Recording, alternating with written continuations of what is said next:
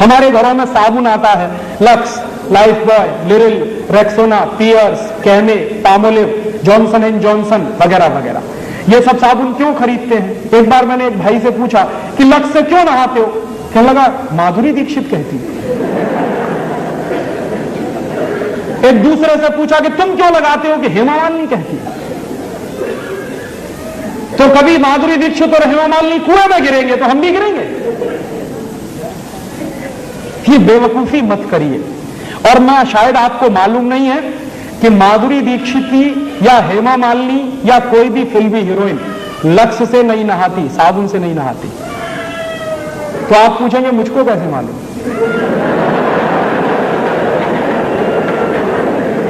मुझको पता चला अभी कुछ दिन पहले बंबई में मेरा एक व्याख्यान हुआ था जुहू में। और जुहू वो जगह है जहां हिंदुस्तान के ये फिल्मी हीरो हीरोइन ज्यादा रहते हैं। व्याख्यान कैसे हुआ? एक कोई फिल्मी हीरो है, उनका नाम है धर्मेंद्र। उन्होंने मेरे व्याख्यान के कैसेट सुने। मेरे व्याख्यान के कुछ 10 कैसेट निकले हैं, तो उन्होंने सुने और उन्होंने तुरंत फोन किया कि मैं राजीव दीक्षित से बात करना चाहता हूं। मैंने कहा मैं बोल रहा हूं। तो कहने लगे आपके 10 कैसेट सुनने के लिए मैंने 10 घंटे गाड़ी चलाई और घर नहीं गया जब तक कैसेट खत्म नहीं हुए। मैंने कहा बहुत अच्छी बात है, क्या लगा आपको? मैं आपका एक व्याख्यान करना चाहता हूं। मैंने कहा जरूर करिए, मैं आऊंगा। क्या आपकी फीस क्या है? मैंने कहा मैं फीस नहीं लेता कभी व्याख्यान के लिए। कहने लगा अच्छा फिर तो मुझे खुशी है, आप आइए। मैंने कहा जरूर आऊंगा, एक ही शर्त है कि जितने फिल्मी हीरो हीरोइन है उनको सबको बुलाइए ज्यादा से ज्यादा। तो उन्होंने कहा मैं कोशिश करता हूं। तो क्या हुआ, उनका एक बंगला है लोनावाला में, पूना और बंबई के बीच में, वहां उन्होंने व्याख्यान रखा। मैं गया, ज्यादा लोग तो नहीं आए, कुछ 25-30 लोग आए थे। उनके बीच में मीटिंग हुई, बातचीत हुई, बहुत सारे सवाल पूछे। जब खत्म हो गए उनके सवाल तो मैंने उनसे कहा कि अब मैं एक सवाल पूछूंगा। तो हेमा मालिनी से मैंने पूछा क्या आप मुझे बताओ कि लक्स से नहाती हो? नहीं। लाइफ बॉय से नहाती हो? नहीं। कैमे से नहाती हो? नहीं। लिरिल से नहाती हो? नहीं। मैंने कहा आप नहाती भी हो?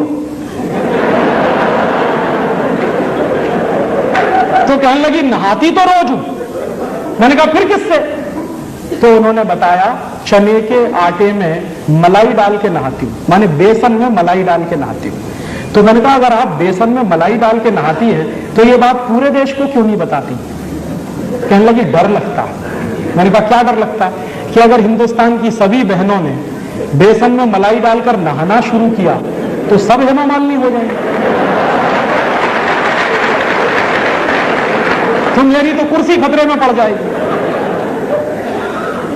तो आप ये जान लीजिए कोई भी फिल्मी हीरोइन साबुन से नहीं नहाती। क्यों? उसका कारण है जितने साबुन हैं वो बनते हैं कास्टिक सोडा से, और कास्टिक सोडा शरीर की त्वचा के लिए बहुत खराब होता है। और आप ये चाहें तो प्रयोग करिए, साबुन से नहाइए, नहाने के 20 मिनट के बाद जब आपका शरीर सूख जाए तो नाखून से ऐसे लाइन खींचिए, सफेद रंग की लाइन खींचेगी। और आजकल ठंडी का दिन है, साबुन से नहाइए, 10 मिनट बाद आपका पूरा चेहरा सफेद सफेद हो जाए। क्यों?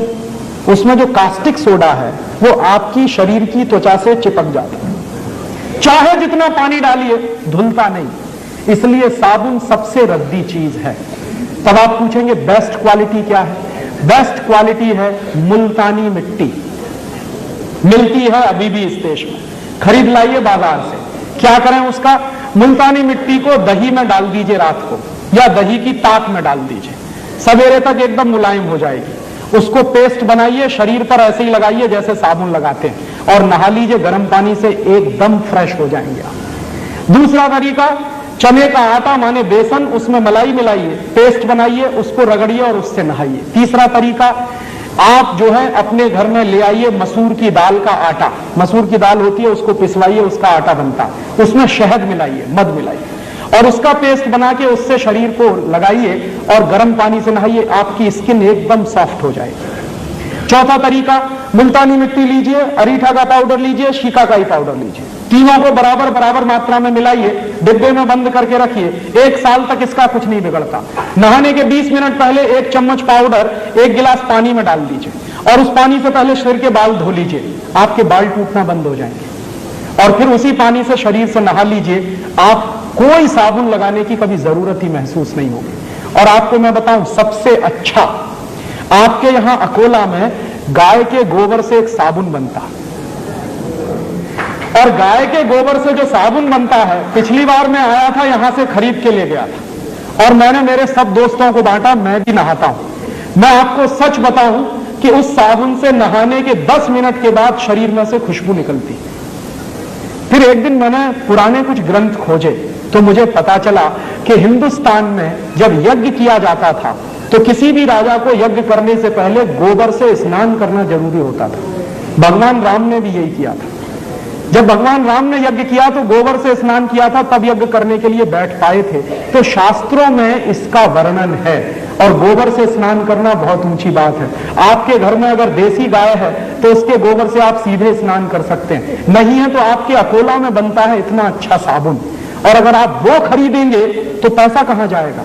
अकोला का पैसा यही रहने वाला है। और वो साबुन यहां के किसी गौशाला में बनता तो आपका दिया गया पैसा जाएगा कहां? गौशाला में जाने वाला। उस गौशाला को चलाने वाले कुछ भाइयों को रोजगार मिलेगा। और मेरी तो कल्पना है कि ऐसी गौशालाएं गांव गांव गली गली घर घर में खुल जाए और उनमें से ये गोबर निकलेगा, साबुन भी बनेगा, दूध बनेगा, घी निकलेगा, क्या क्या नहीं होगा। पूरे हिंदुस्तान की अर्थव्यवस्था बदल सकती है। तो आप ये फालतू के साबुन खरीदना बंद करिए। मुल्तानी मिट्टी से नहाइए, अरीठा, शिकाकाई, मुल्तानी मिट्टी के पाउडर से नहाइए, या फिर चने के आटे से नहाइए, या फिर आपके गांव में जो गोरस का गोबर से साबुन बनता है उससे नहाइए। हिंदुस्तान का हर साल हम सैकड़ों करोड़ रुपया बचा सकते हैं। ये मेरा आपसे एक छोटा सा निवेदन है।